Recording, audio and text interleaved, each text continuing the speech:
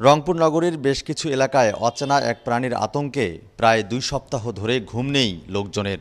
রাত জেগে গ্রাম পাহারা দিচ্ছেন তারা। এই আতঙ্ক ছড়িয়ে পড়ছে গ্রাম থেকে শহরে।